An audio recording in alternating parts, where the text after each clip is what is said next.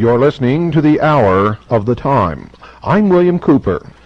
Good evening, folks. Tonight's episode is a rerun. Due to the great mass of bullshit poured out on Radio Freemasonry just prior to this program, we will expose this wolf in sheep's clothing in his own words. Tonight we're going to play a portion of a program that originally aired on June the 23rd, 1993. If after hearing tonight's program you wish to order that original broadcast, it is tape number 123 in our catalog. That's tape number 123 in our catalog. We discussed this rerun a little bit last night, so you all know the subject. But you all need to hear it again, even those of you who heard it the first time that it was broadcast, and those of you, of course, who have never heard it and are struggling, attempting to understand the purpose of the Hour of the Time. We hope that this rebroadcast will bring some things into the forefront that have been lurking into the shadows, and will make some of the conversation that you've heard on the Hour of the Time much clearer. We encourage you to order the original tape from the original broadcast on June 23rd, 1993, so that you may study its content in your home. Now, without further ado, we go in to the rebroadcast of the Mystery Exposé. At the end of this rerun, ladies and gentlemen, we will open the phones for your comments and questions. Now, folks, I'm going to take you into the mind of someone who has been an initiate, an adept, a priest of the mystery school for many, many years. I'm not going to identify this person until the end of the program. I want you to see if you can guess who this person is and what this is all about. If you can, then you'll know instantly what this program is for, the reason behind it, and you'll be able to understand a little bit better how you've been manipulated for many, many years by the priest of the hidden religion called Mystery Babylon. And if you can't guess, then at the end of the show, you're going to be told, and you better be holding on to your chair because it just might knock you right out. Just might knock you right out. I'm going to quote from a book that this person wrote. This person verified something that I wrote in my book, Behold a Pale Horse, and that is the calendar of the hidden religion of Mystery Babylon. It's 6,000 years, and it started in 4000 BC and ends in the year 2000. Quote, "The Great Pyramid system of passages and chambers is a chronological graph that begins in 4000 BC and continues for 6,000 years," unquote. Now, let's go to an interview that was conducted with this person by someone else, not by me. But I'm going to be reading to you word for word this entire interview, and this is going to take up most of the program, but this is going to give you a glimpse into the personality, the religious beliefs of the priests of the mystery religion, and you'll see sort of how they try to disguise what they really believe behind this aura of wanting to further the evolution of mankind and create some kind of a world utopia, which they know in their heart is a lie to begin with. So, I'm going to call these number one and number two. Number one is the interviewer. Number two is the interviewee. Number one, how did you become interested in the Great Pyramid? Number two, well, like everyone else, for most of my life, I accepted the idea that the Great Pyramid was just a great big pile of stone made by thousands and thousands of slaves. But I read a book in 1967 called The Ultimate Frontier. That book profoundly affected my life. In it, they made statements about the Great Pyramid being much more than a tomb. Point in fact, it never was a tomb for a pharaoh. It is a monument to mankind and human perfection. It is the oldest artifact of an ancient system of religious belief Then I thought, that's something I can check out. I can see if the information in the ultimate frontier is true or not. I started investigating. I then learned a great number of things about the Great Pyramid. First of all, the ancient Greeks were quite right in calling it the first wonder of the world. When one considers the thought, preparation, and choice of site, one will see that the solid bedrock of the Giza Plateau, the only tableland within miles capable of supporting the weight of the structure, was the most intelligent choice. There is a fantastic amount of literature about the Great Pyramid. Therefore, it is not unusual that we also find a great deal of controversy surrounding it. The British in the 1860s were the first to study the ancient building in a serious manner. By re-examining the theories of the British, which were discarded by the experts of that time, the crux of my book began to take shape. Number one, does the crux of your book include the fact that the Great Pyramid may not have been built by the ancient Egyptians? Number two, yes. The British did not discuss that possibility. That possibility is my own bit of research. However, most people who study the Great Pyramid realize that the civilization we know as ancient Egyptian could not have built the Great Pyramid the way we know today. It would have had to have been built. You see, the building is built geometrically perfect, and according to our present conception of ancient history, the Egyptians didn't understand highly theoretical mathematics, obviously from the way the other 89 major pyramids in Egypt were constructed.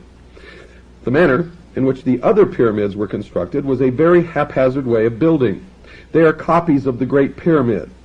The Great Pyramid itself is, however, absolute perfection in stone, both to the pi relationship, the relationship of a diameter to the circumference of a circle, and the golden mean, or phi relationship, with which we can divide a straight line so that a squared plus b squared equals c squared. The reason why it was structured is embodied in the word itself, pyramid, which means lights and measures. That there are revelation types of lights. The word for pyramid used by the ancient Egyptians was glorious light. And the word has meaning that there are revelations in the measurements. If you pursue this hint, so to speak, you find out that the builders of the Great Pyramid are the same people that wrote the original text of the Old Testament, and they laid out their plan in the Great Pyramid as well as in the Scriptures. I hope, folks, you understand the significance of that one statement, and there's much, much more to come. Number one, who are these people? Number two, my opinion is they were what we call Hyksos, or Hyksos, and we find traces of them throughout Mesoamerica, India, and the Middle East, in the earliest of times. The Egyptians had 2 or 3 different waves of Hyksos rulers come in. The word Hyksos, for many years, was translated shepherd kings, which is a paradox. You see, looking at life the way we look at it today, how could a group who were non-warlike come into a land and take over and run things without any fighting? Yet they obviously did. And these ancient builders had a profound influence wherever they went. The years of research I've done tell me that the Hyksos were a group of people who had in their culture information stemming from a previous civilization. I think that our view of history, saying that it started in the cradle of civilization, in Egypt and Mesopotamia, is wrong. The surviving evidence indicates both Egypt and Mesopotamia are actually later civilizations, remnants of a far, far greater early empire. And here, folks, we see in this person's philosophy the same philosophy that Hitler pursued. The myth of ancient Atlantis, or Mu, if you will, an ancient civilization, which, when it was destroyed, left behind a remnant, a surviving element of that race, which is a super race, more intelligent, smarter, more worthy than any other race on this earth, if you will, the master race. If you understand the esoteric meaning of what you're hearing, you are hearing Nazi philosophy, National Socialism, Hitler's vision of world history. And when you find out who this person is and what he's doing now, it will all come together. We continue. Number 1, do you think the Hyksos race was a race chosen by some greater intelligence to impart a superior ideology to the rest of the human race? Number 2, not so much chose, but actually chose themselves. All genius is self-appointed.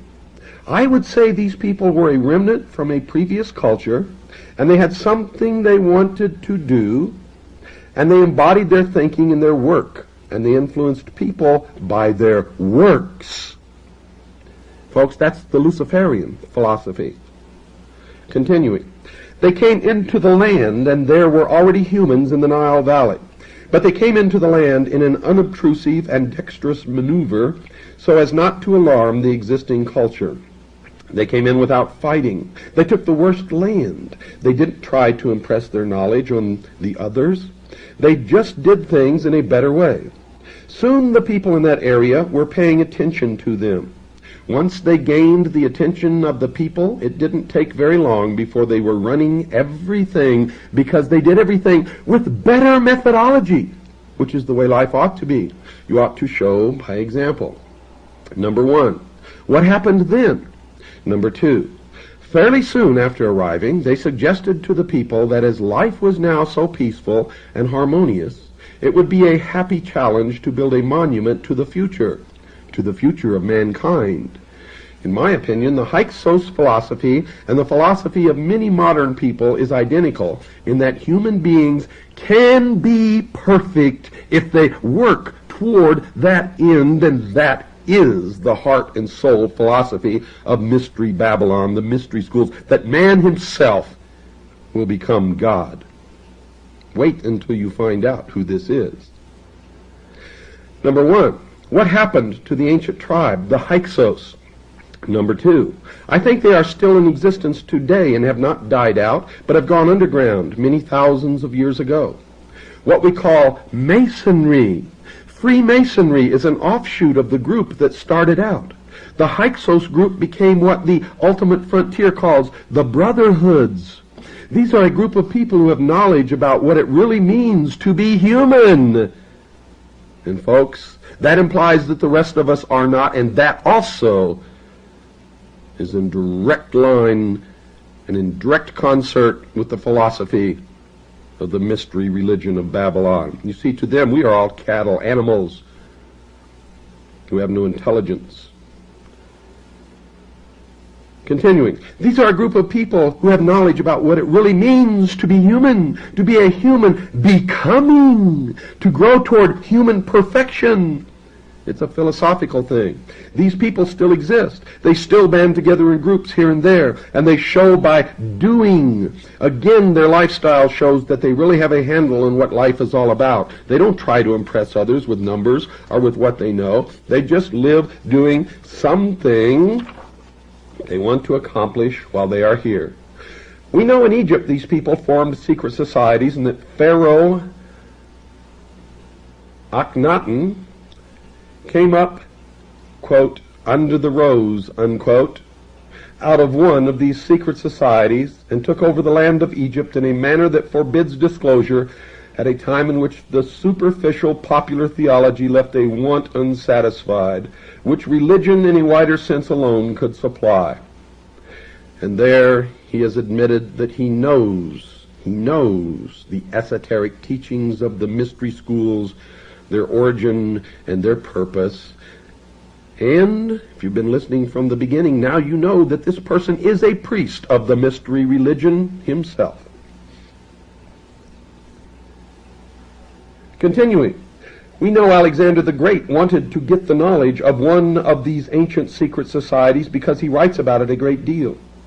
Pythagoras consented to be circumcised in order to become one of the initiates of these secret societies, which are the Hyksos population carrying their knowledge of science and the universe and cosmology with them and keeping the truth secret so they wouldn't be persecuted and wiped out. You can imagine what society today would do to a group of people like this, were they to perform certain ancient rituals in public. Look what they did to Akhenaten. As soon as he was dead, they destroyed the city he built. Number 1. That's right, they tried to. Number 2, wipe out his name.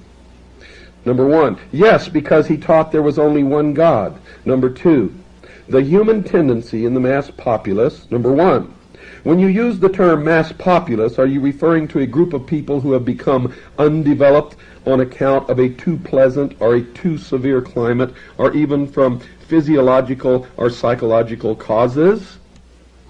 Number two, the phrase mass populace was a term used by the ancient ones, which usually refers to those in a populace, in any country, who sit back waiting for some savior to raise them up out of their misery. Recognize the venom directed at Christianity, folks? Number one, then you are referring to people who are merely living a conditioned response to their environment. Number two, yes, the human tendency in the mass populace is to tear things down rather than to reach up to the excellent, which brings everything down to mediocrity. We're doing that in this country today with our so-called standards from the federal government. Everything's got to be brought down. This is just another social indication of this tendency in human beings to bring things down to a lower level so it's easier instead of striving for excellence. The Hyksos people went after pleasing results and worked hard in this manner. They strove for excellence, and therefore they had to go underground to keep from being persecuted. In almost every case that we can trace, anyone that tried to bring the truth to man has been crucified or killed in some cruel or barbarous human ritual. And folks, for many years, that was exactly true. But this is not the true intent of these people, for if you also go back through history, you'll find that these are the people who have been behind every religious war, have been behind every revolution, have been behind and literally are the heart and soul of socialism and communism. And everywhere they go, death follows, and a stench. Number one, do you know how the Great Pyramid was constructed? Number two, I leave that puzzle to the engineers, architects, and professors of physics who have researched and studied the building. No one at the present really knows. There are several suppositions, but since no one really knows, that mystery remains to be answered in the next 24 years, and since no one really knows, in my opinion, there's no such thing as an expert. Number one, in that case, how do you believe the Great Pyramid may have been constructed? Number two, my information from people who seem very knowledgeable says that they built in with water locks and floated the blocks into place. That's pretty hard to conceive of because they would have had to have been tremendous locks, because the Great Pyramid is up on a plateau at least 6 miles from the banks of the Nile River. Water with a series of basins and pipes that match the corridor in the chamber system of the Great Pyramid's interior system embodies all the laws of hydraulic engineering. For example, the Great Pyramid's Grand Gallery is a perfect vacuum bottle. And this pumping system, which I explain in my book as I explore the research work of Edward J. Kunkel, author of the book Pharaoh's Pump. Well, folks, it's time to take our break. Don't go away. We'll be right back and continue with this revelation after this very short pause. Snap. Water. And we continue, folks. Number one. If this tribe of people, the Hyksos, caused the Great Pyramid to be constructed, did they know their message wouldn't be understood for thousands of years, or did they think that humans would grasp its meaning a little bit before that? Number two, I think it's quite apparent that they knew it would be grasped in the 20th century. I think that they laid it out so the core of their meaning would be picked up by those who really had the mathematical know-how. It wasn't until 1905 that we had the real understanding of gravitational astronomy, the astronomy involving the solar system and the movement of the Earth around the Sun, down so pat that we had all the answers the builders of the Great Pyramid had. They knew as much or more about today's system of gravitational astronomy as we know. Number one, do you think this falls in line with a number of other theories that humans were at one time visited by supremely intelligent beings from other worlds? Number two, I don't accept that thesis. However, I believe that there is life probably on every little planetoid in the entire universe, life that is similar to ours, having a spiritual nature but somewhat different in physical nature. No other beings from outer space ever came down here and cohabited with the apes, as Mr. von Daniken would say. I would reject that thesis, but on the other hand, I would say we are indeed created by another intelligence far greater than this planet or even this solar system.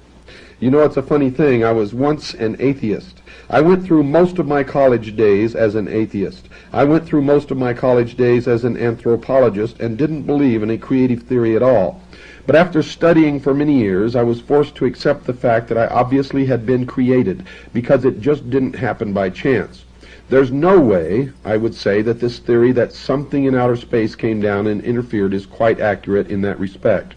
We are in the image of a creator of some kind that we can't even conceive. Therefore, we have the ability to do all kinds of fantastic things. I think there was a civilization 50,000 years ago in the Pacific, now underwater, that had in it achievements that we only think of today. Number one. Okay, just a minute. Let me backtrack here. At the beginning of the interview, you mentioned that you began your investigation of the Great Pyramid after you read The Ultimate Frontier. What's it all about? Number two. Oh, that's a big topic. The Ultimate Frontier ties together a history of this planet, the idea and purpose for mankind being a part of it, and a philosophy of growth towards human perfection, and how this philosophy is what life is really all about.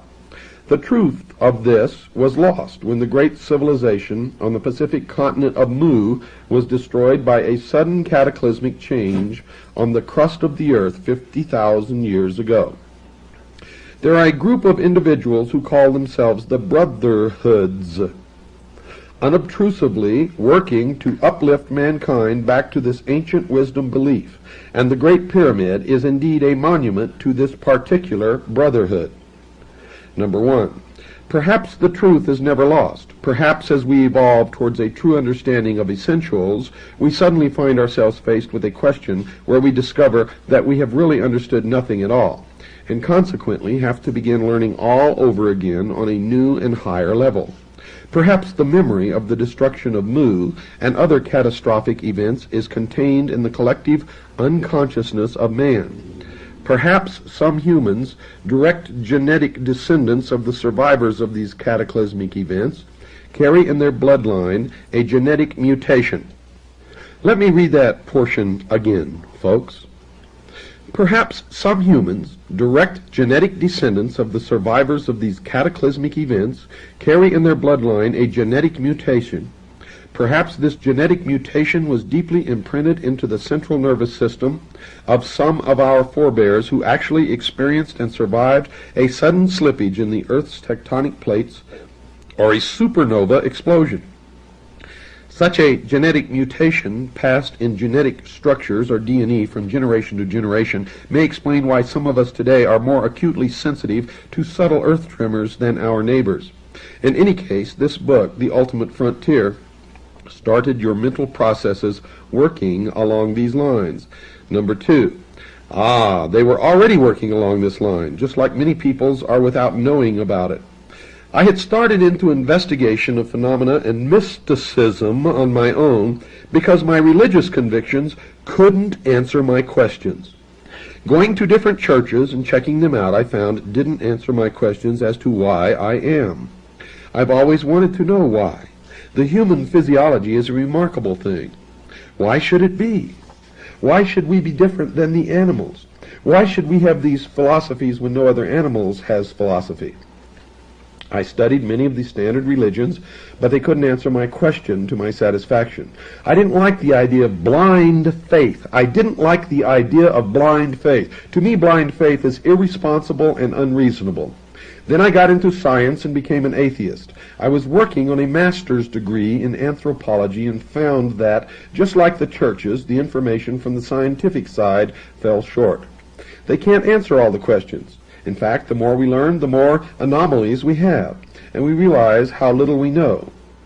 Then my son, who at the time was 4.5 years old, nearly drowned. In fact, he did drown. He was full of salt water and unconscious for 45 minutes. He should by all rights have died. The year was 1960.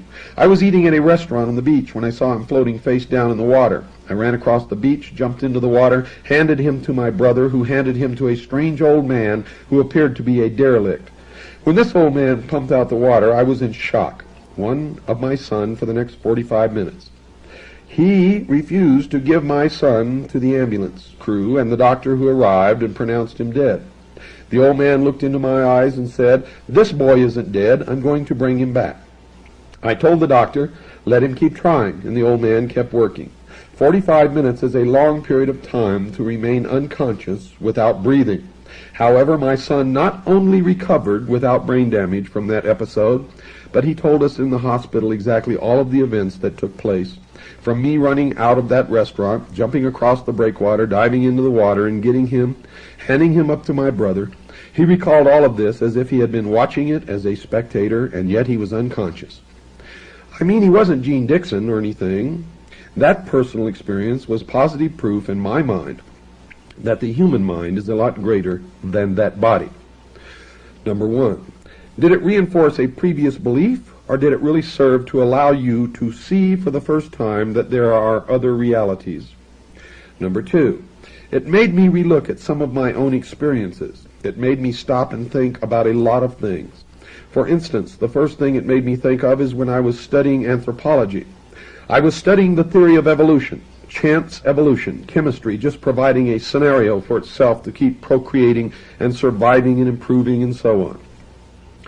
If we accept evolution as the ultimate answer, we have to accept a ludicrous notion that atoms, all matter, is made up of the atomic elements, can so arrange themselves as to be able to give themselves abstract qualities such as memory, desire, will, curiosity, consciousness, conscience, creativity, intuition, emotion, and reason.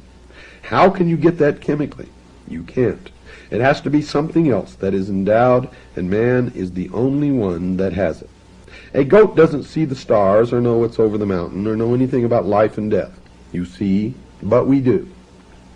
These ideas were in my head, and intuitively I knew there was much more.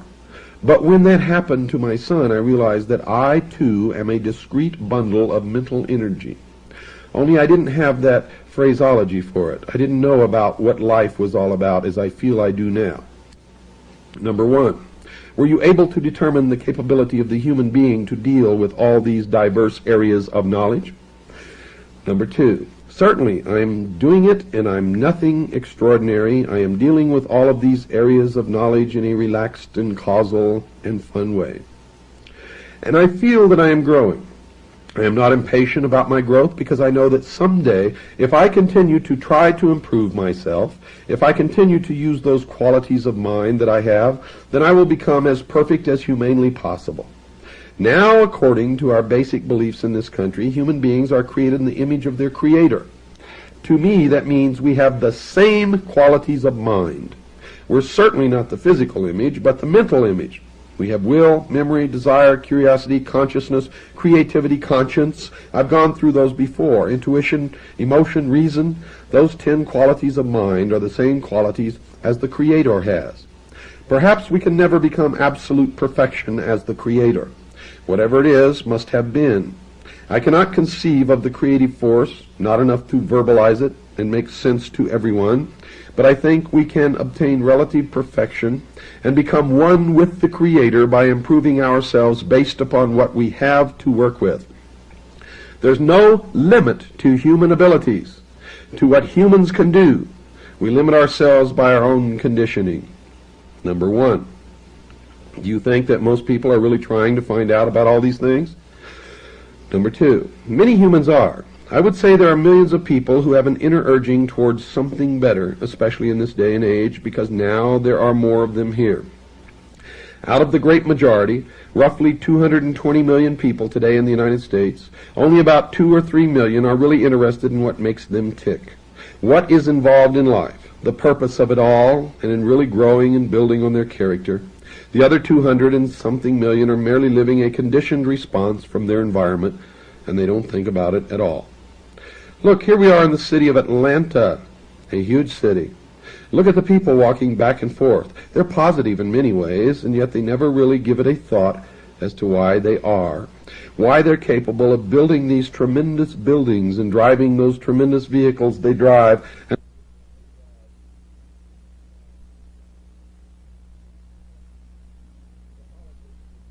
Catholicism has been losing quite a few members because those members say that their religion is not in tune with the times, and this is the case in many other religious bodies. Do you believe that formal religion is just not keeping in tune with the times, or has it ever been in tune with them? Number 2. Oh, considerably in tune. Essentially, it's this. The church for the last 2,000 years has done a remarkable job with what it's had to work with. Remember, they're dealing with part of the truth. Part of the truth. I've just finished this week a new book called The Life and Death of Planet Earth. Now, what it points out is that the absolute truth is what we're all trying to find out, and we prove this subjectively. We know it, and nobody can change our minds. Because we know it just like I know that fire burns my fingers because I've stuck them in there. You can tell me all you want, but I won't believe it until I do it. Knowledge is what we're seeking. The churches started off with a paradigm, a framework of understanding, and they had to work within that framework, and their framework was quite narrow. Then Jesus came along and broadened it tremendously. He resurrected the ideas of love and brotherhood, and working, you too can do as I do. He was showing by his lifestyle that you can be perfect. You can know yourself. You can know your Creator. You can know what it's all about. All you have to do is get off the dime and stop being so lazy and pay attention. That's what he was saying. Human beings have a tendency to want to put frameworks around things so they can be comfortable with them. So the early church put a framework around the truth. Theologians have translated and interpreted what has been said by all the great teachers until it's been quite distorted. However, even with all of the translations and misinterpretations of what was really said in the ancient times, they've done a remarkable job. They've done some bad things as well as good things in the eye of history. But the information is here. All you have to do is want it and dig for it. I found it. I found it for myself. There's more than one path. The reason I followed the path of the Great Pyramid is because I'm a doubter, a skeptic, and there's something made of stone, the world's largest stone structure. It can be checked and rechecked and measured and remeasured. It's been around for a very, very long time, and there's no doubt it's there. However, the metaphysical idea, somebody going into a trance and some voice talking through him telling me he's Jesus, that doesn't prove anything to me. It could be, but I could never prove it. I can prove what the Great Pyramid does, and that turned me on. There are answers to everyone's questions. We each have progressed, you see. I accept we've lived many thousands of lifetimes. Let me repeat that. I accept we've lived many thousands of lifetimes. People say, oh, reincarnation, I can't believe that. Well, they probably didn't believe it in their last lifetime either. I probably didn't either. However, each time we live a life, we learn something more towards this perfection. We're supposed to be growing until finally we reach a point where we choose our incarnation with such great care that we incarnate to two very sharp parents, at which point we grow with a tremendous rate of speed. That's the purpose of it all. Civilization's purpose is to provide the playground, the background, the environment that enhances soul growth, character growth, an environment which enhances the ability of humans to practice the virtues. By practicing these virtues, love, brotherhood, and working, you too can do as I do, which are part of universal law. What you put out comes back to you, karma. You set an example for others by practicing patience, tolerance, forbearance, kindness, and charity. In your everyday life, you grow. By your example, you set off a multitude of self-sustaining series of events, a chain reaction which strengthens the truth. I found this for myself. This is the message in all of the esoteric teachings in all 7 of the great religions. I think the key thing that the present human civilization is missing is that the idea has been lost that we're all responsible. Individual responsibility has been lost. We want some wizard to come along and do it for us. We want the preacher on Sunday to save us from our sins. We want the man in the confessional booth to cleanse us. We don't want to do it for ourselves. Well, there are no wizards. Every single ego, every single created individual or discrete bundle of mental energy must do it for himself. This is part of the message of the Great Pyramid, and as soon as humans realize this and take responsibility for their actions, the problems of the planet Earth will be diminished 1,000-fold. Number 1, I found it most fascinating, the fact you mentioned a moment ago that the individual ego has a hand in the choice of his or her own incarnated person. Number 2, this is esoteric information. I use the term esoteric information. Esoteric meaning inside information, and it's only information that has been given to me. I have not proven it yet. Even if I did prove it, it would still be only information to you. So the difference between information and knowledge is clear. We need to make that clear. Now, my information is that each of us chooses our parents and our station and our situation, even our race. Listen to this, folks. Listen to this crap. Beginning again. One of the individuals that I have been told about in this esoteric information was George Washington Carver, who deliberately incarnated into a race that was downtrodden to work on the idea of bringing them up. He was an ego of tremendous advancement, and when he did incarnate into that environment, which was a terrible environment, I understand he may have lost a few points because he became embittered near the end. Had he remained without bitterness, he would have gained. This is the story I have. We all take a chance incarnating into a civilization that can drag us down, because when you get inside of a physical body, you become subject to the nuisances of that animal body and the conditioning and the responses, and it's up to you with those 10 qualities of mind to overcome those. That's why being well disciplined is vitally important and permissiveness is not wise.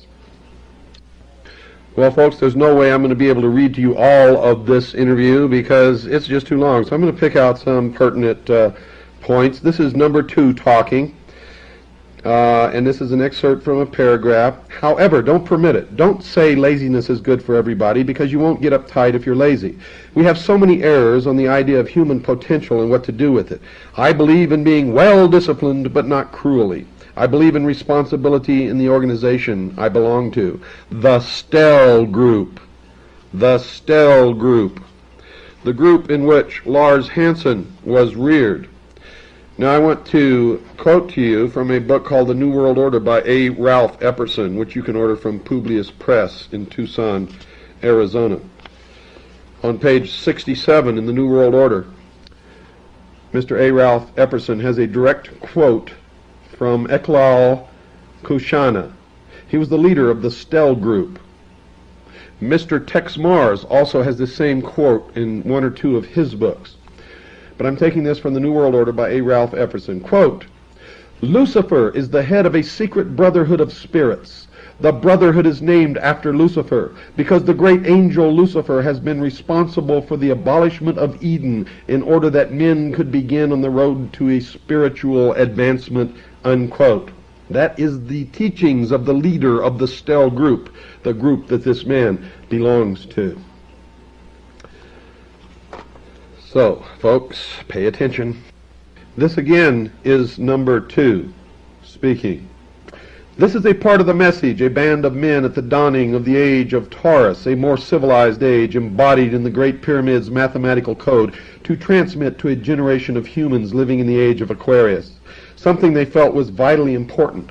The age of Aquarius began 23 August 1953, and this is a New Age idea, the idea that we can perceive and try to improve. Of course, there's still a larger majority of humans, even in the age of Aquarius, that want to drag people down and lower the standards. However, every single ego, every single human, has the capabilities of bringing himself up to the equal of his Creator.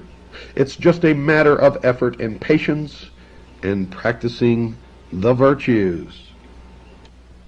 Number 1. As Jesus stood between the 2 columns, Jachin and Boaz, on the outer porch of King Solomon's temple, John 10, verse 23, on 25th December, the celebration of the winter solstice, which is what that date is really for, a large majority of the people did not understand him when he said, "Ye are gods."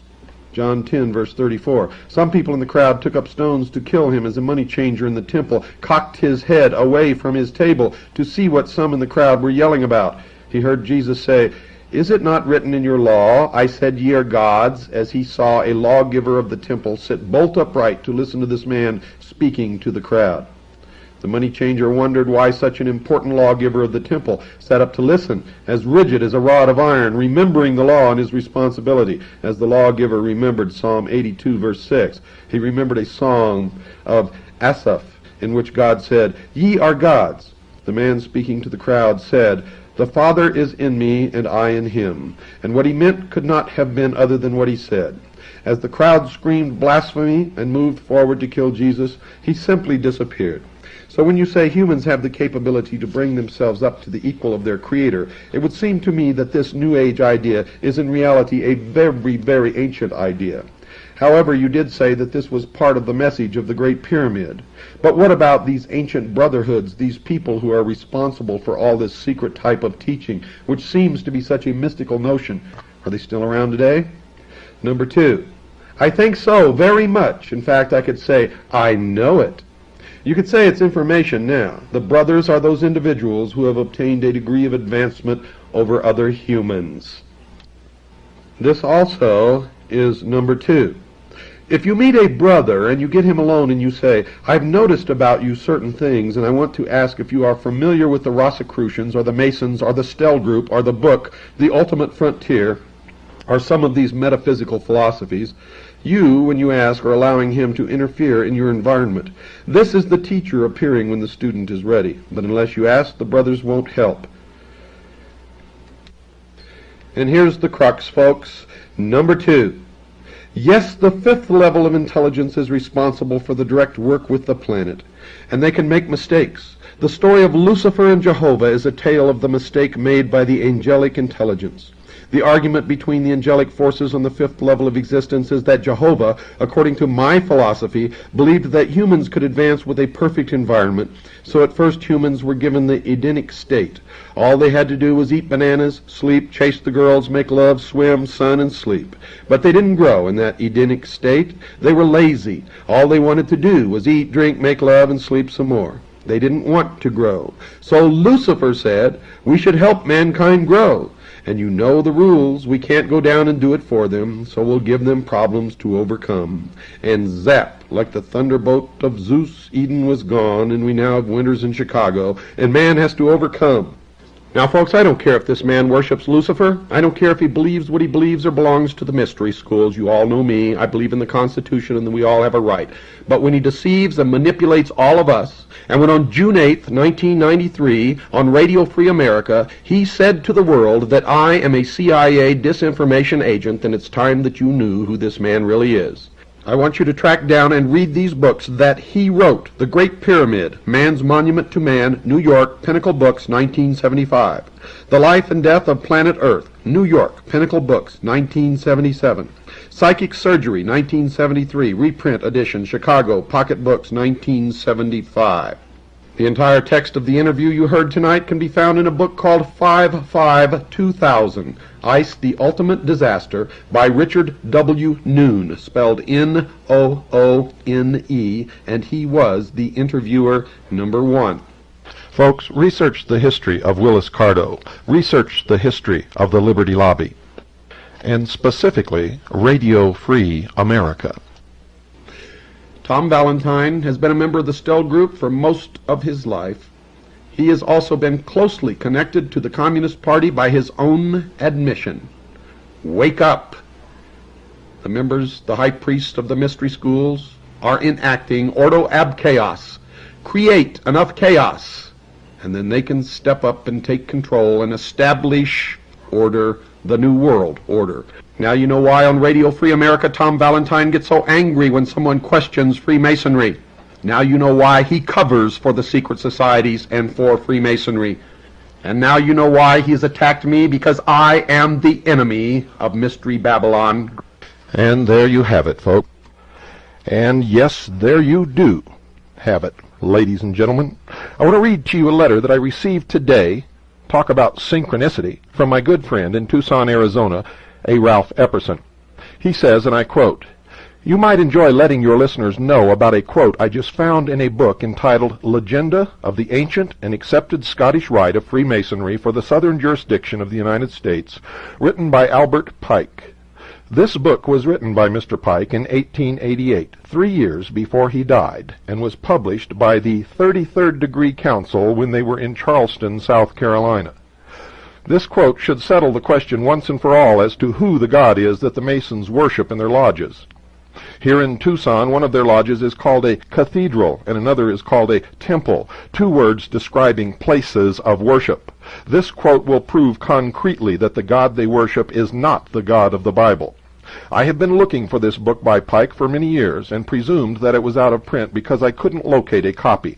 However, I knew it was not forgotten because Rex Hutchins, then a 32nd degree Mason, but who later became a 33rd degree Mason, quoted from it in his Masonic book entitled A Bridge to Light. So I considered it fortunate when I found that a publisher of out-of-print and rare books called Kessinger Publishing Company in Keela, Montana, had reprinted it.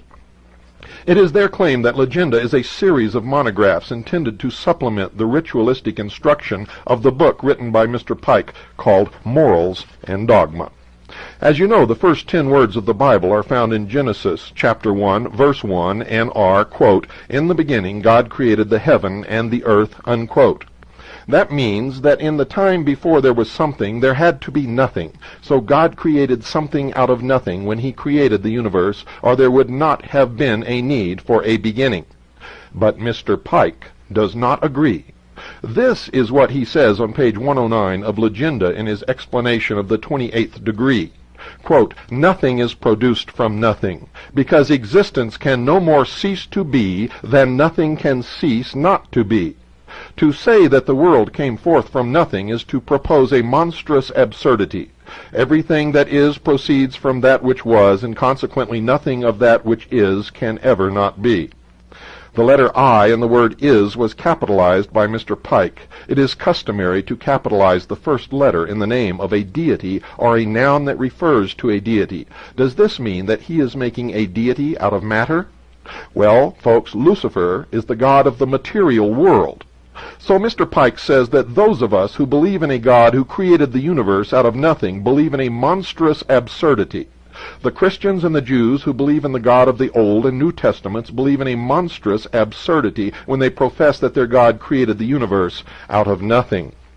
Let there be no doubt, Pike told his readers that he and the Masons do not worship the Creator God. They worship a secret and concealed God in their cathedrals and temples who cannot create anything. In fact, Mr. Pike agreed with that statement. He wrote this about their, quote, sun god, unquote, on pages 253 and 254 of Morals and Dogma. "I might remind you that Radio Free America is carried by the Sun Radio Network." Quote, "Amun, at first the god of Lower Egypt, was the sun god. He created nothing," unquote. And to show that this is true, he repeated the idea on page 281. Quote, "The supreme being of the Egyptians was Amun, a secret and concealed god, the original light. He creates nothing," unquote. Yet he calls this god the supreme being. If the universe had 2 gods, one who created everything from nothing, and one who created nothing, I would presume the first God who made everything, including the second God, would be superior to the second God who created nothing. So the only way you can resolve this problem, if you believe in this second God who created nothing, is to claim that there is no Creator God. Then your God can then become the supreme being. And that is what Mr. Pike did, make no mistake about it. The Masons do not worship the Creator God, the God who made the world out of nothing.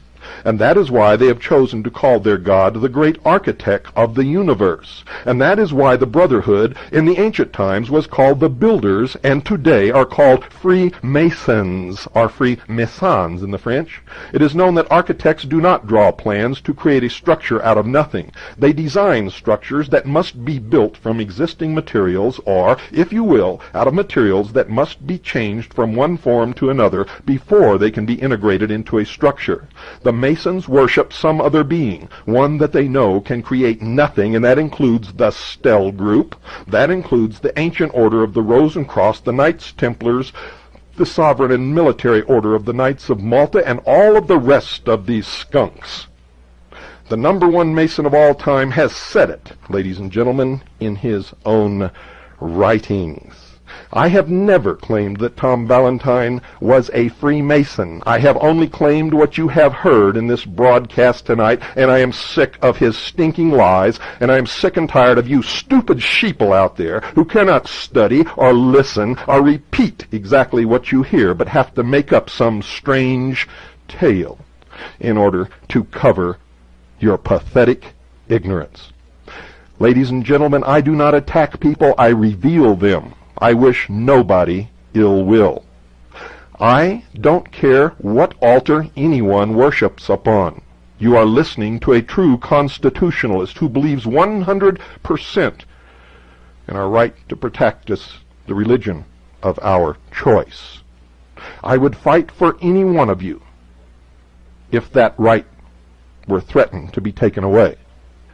Where I draw the line is when you lie, when you deceive, and when you manipulate the rest of us to pit us against each other so that you can bring about your silly, stupid utopia, your dream of 1,000 years of peace on this earth.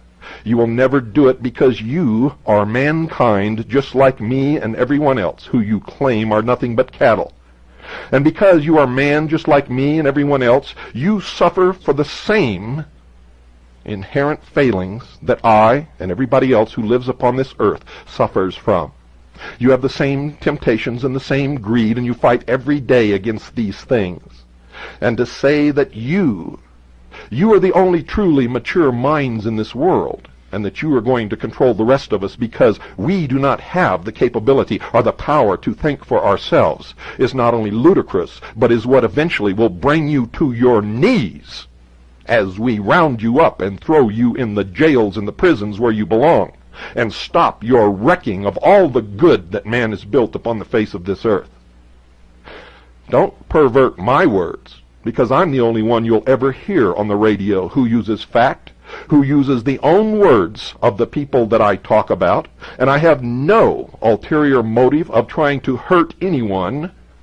The only reason for this broadcast and for me sitting here, ladies and gentlemen, is to wake the sheeple, empower the people, and try, like hell, to save freedom for not only this country, but for the entire world. Now, if you cannot understand what you heard tonight, then you are one of the most stupid ones out there. Those of you who are sheeple, who think you understood but aren't quite sure, but you believe that you are getting some meaning from what you heard tonight, you have a chance. And of course, the rest of you, the people who have listened to the over 32 hours of the mystery series that we've aired on this program, you already know the truth. And you are the hope for the future in this nation. Ladies and gentlemen, I've said it before and I'll say it again. These people practice the Hegelian conflict, political resolution, and they control both sides of each conflict. Tom Valentine never said a word on his program about Freemasonry until I forced him to by my broadcasts. And if you don't believe that, you go back and listen to all the tapes. Remember, a nation or world of people who will not use their intelligence are no better than animals who do not have intelligence. Such people are beasts of burden and stakes on the table by choice and consent. Shortly after I originally ran this program, Tom Valentine came on with the master of the Stell Group and claimed that he became a Christian in 1968 and left the Stell Group forever. And that is a lie. Because in the interview that you just heard, he claimed that he was loyal to the group to which he belonged, the Stell Group. That interview was conducted in 1976, and that book was published in 1982. I've said it before, I will say it again. Tom Valentine, you are a liar, and if you are not, sue me. We'll let a court of law determine it. I have all the evidence I need. Mister, all of you out there listening, good night. And whether you believe it or not, I mean this from my heart. God bless you all.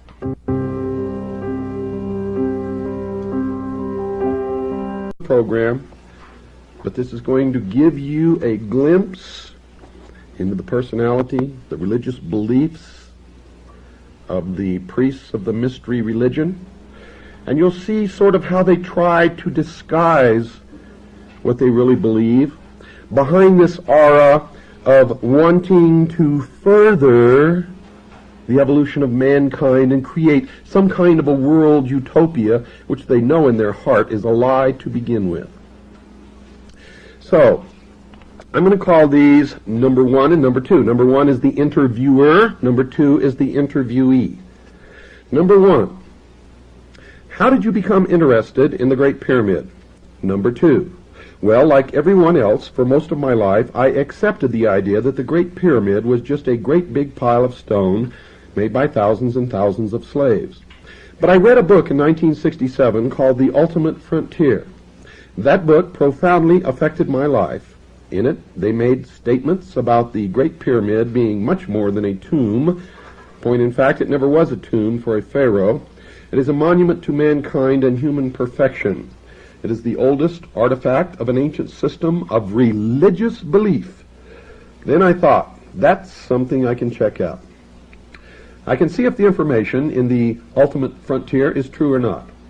I started investigating. I then learned a great number of things about the Great Pyramid.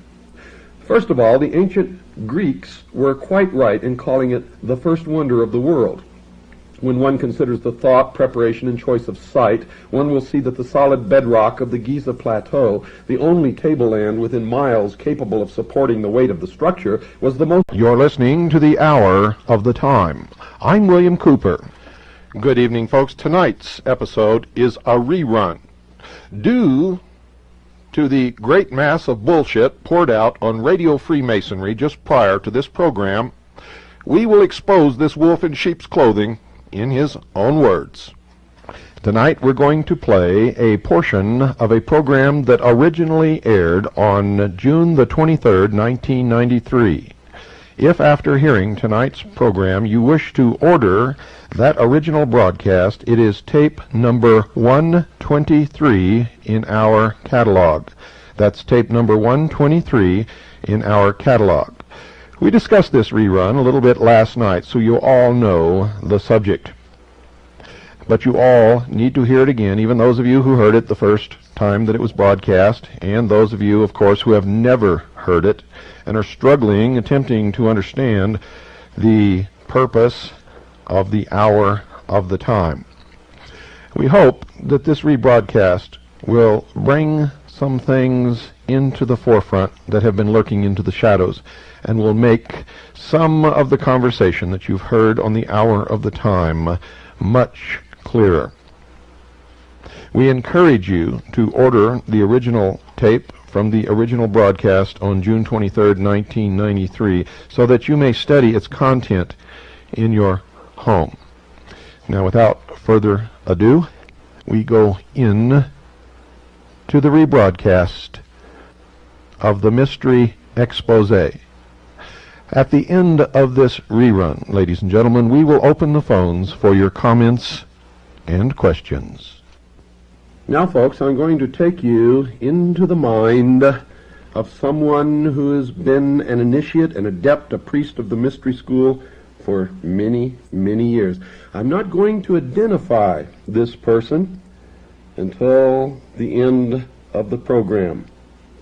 I want you to see if you can guess who this person is and what this is all about. If you can, then you'll know instantly what this program is for, the reason behind it, and you'll be able to understand a little bit better how you've been manipulated for many, many years by the priest of the hidden religion called Mystery Babylon. And if you can't guess, then at the end of the show, you're going to be told, and you better be holding on to your chair because it just might knock you right out. Just might knock you right out. I'm going to quote from a book that this person wrote. This person verified something that I wrote in my book, Behold a Pale Horse, and that is the calendar of the hidden religion of Mystery Babylon. It's 6,000 years, and it started in 4000 BC and ends in the year 2000. Quote, The Great Pyramid's system of passages and chambers is a chronological graph that begins in 4000 BC and continues for 6,000 years, unquote. Now let's go to an interview that was conducted with this person by someone else, not by me. But I'm going to be reading to you word for word this entire interview, and this is going to take up most of the most intelligent choice. There's a fantastic amount of literature about the Great Pyramid. Therefore, it is not unusual that we also find a great deal of controversy surrounding it. The British in the 1860s were the first to study the ancient building in a serious manner by re-examining the theories of the British, which were discarded by the experts of that time. The crux of my book began to take shape. Number one, does the crux of your book include the fact that the Great Pyramid may not have been built by the ancient Egyptians? Number two, yes. The British did not discuss that possibility. That possibility is my own bit of research. However, most people who study the Great Pyramid realize that the civilization we know as ancient Egyptian could not have built the Great Pyramid the way we know today. It would have had to have been built. You see, the building is built geometrically perfect, and according to our present conception of ancient history, the Egyptians didn't understand highly theoretical mathematics, obviously from the way the other 89 major pyramids in Egypt were constructed. The manner in which the other pyramids were constructed was a very haphazard way of building. They are copies of the Great Pyramid. The Great Pyramid itself is, however, absolute perfection in stone, both to the pi relationship, the relationship of a diameter to the circumference of a circle, and the golden mean, or phi relationship, with which we can divide a straight line so that a squared plus b squared equals c squared. The reason why it was structured is embodied in the word itself, pyramid, which means lights and measures. That there are revelation types of lights. The word for pyramid used by the ancient Egyptians was glorious light. And the word has meaning that there are revelations in the measurements. If you pursue this hint, so to speak, you find out that the builders of the Great Pyramid are the same people that wrote the original text of the Old Testament, and they laid out their plan in the Great Pyramid as well as in the Scriptures. I hope, folks, you understand the significance of that one statement, and there's much, much more to come. Number one, who are these people?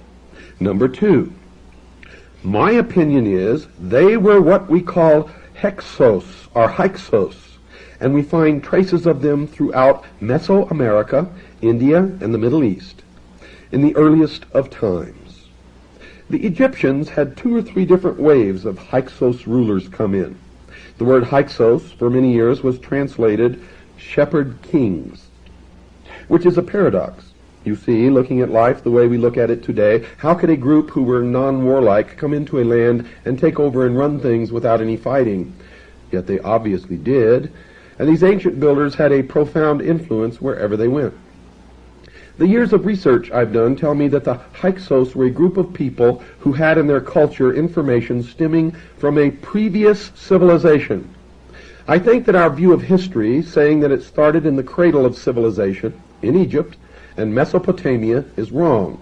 The surviving evidence indicates both Egypt and Mesopotamia are actually later civilizations, remnants of a far, far greater early empire. And here, folks, we see in this person's philosophy the same philosophy that Hitler pursued.